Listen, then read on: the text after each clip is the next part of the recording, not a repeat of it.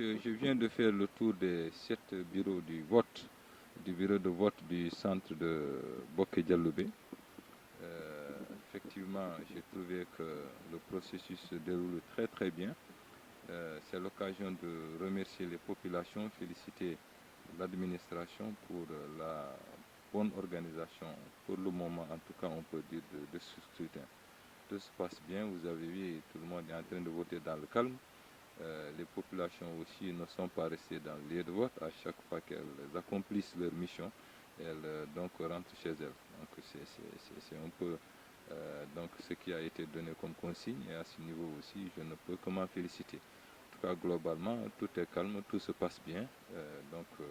Nous pensons qu'à la fin de la journée effectivement on aura assisté à un très bon scrutin, en tout cas dans l'ensemble du département, parce que je me suis renseigné depuis ce matin et pour le moment aucun incident n'a été porté à ma connaissance.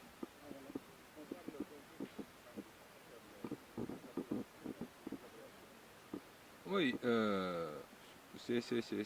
ça peut peut-être s'expliquer. Je crois qu'il ne faut pas aller trop vite en besogne.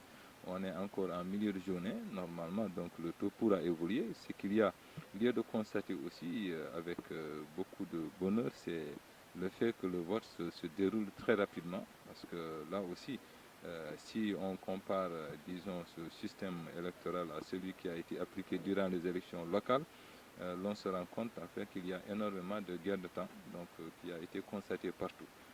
Un électeur passe en moyenne 1 minute 30 dans le bureau de vote, contre 5 à 7 voire 10 minutes durant le scrutin passé.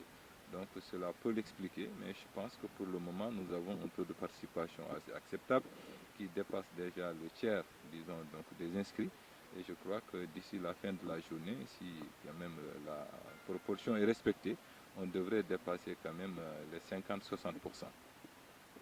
Ça, c'est pas vrai, ce sont des bêtises en fait, c'est ça, c'est le mot d'ailleurs, parce que je ne vois pas comment on peut transférer des électeurs. Ce qu'il y a, c'est ce qui se passe dans, disons, toutes les zones frontalières avec d'autres pays, où les populations sont amenées à migrer, donc à se déplacer, à se marier entre elles. Effectivement, une Sénégalaise peut bien quitter le Sénégal pour se retrouver en Mauritanie. Bien évidemment, le jour du scrutin, c'est bien compréhensible que cette personne-là puisse revenir quand même accomplir son devoir de citoyen sénégalais. C'est ce que nous avons constaté, ce sont des parents partout, tout le long de la frontière avec la Mauritanie, comme avec le Mali, comme c'est le cas avec la Guinée et la Guinée-Bissau et même la Gambie. Donc je ne vois pas effectivement ce qui peut être dit à ce niveau.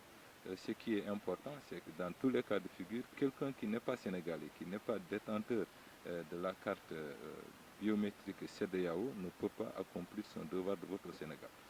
C'est ça. Maintenant qu'on dise que des gens viennent de la Mauritanie pour voter au Sénégal, si ce sont des Sénégalais qui sont installés là-bas ou des Sénégalais simplement qui ont été donc en migration à ce niveau, il est bien compréhensible que ces personnes, le jour du scrutin, puissent venir quand même accomplir leur devoir citoyen.